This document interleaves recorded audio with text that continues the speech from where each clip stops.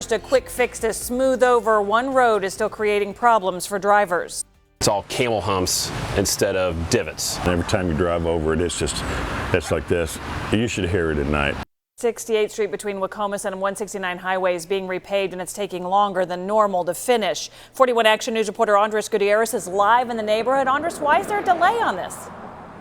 Well, Krista, there are a couple of reasons. One of them, the crews working this project aren't used to repaving large portions like the one right behind me, and their equipment keeps breaking down.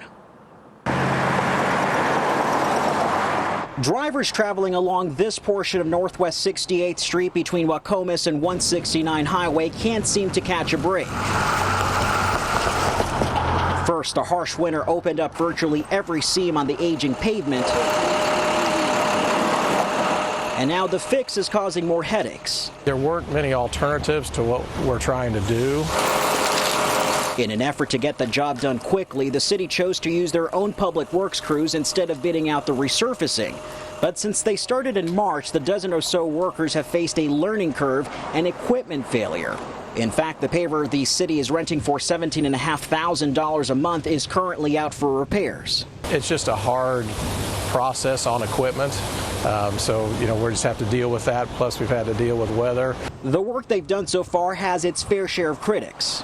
It's like putting in rumble strips all up and down 68th Street. Not very comfortable to drive in. No, it's not. It obviously tears up your suspension. It wreaks havoc. Every time you drive over it, it's like this. You should hear it at night. I mean, I can hear every car going by because they hit each one of those bumps, and it just causes it to ripple everywhere. Public Works could have done a better job of making the surface a lot smoother. On the other hand, it's a whole lot better than it was, and I know I drive by it now weekly. Councilmember Dan Fowler says this current project is a short-term solution until they can get funding for a permanent one. I get this a mess, but it's going to cost $12 to $14 million, I think, to completely rebuild the street, which is what has to be done to adequately repair it.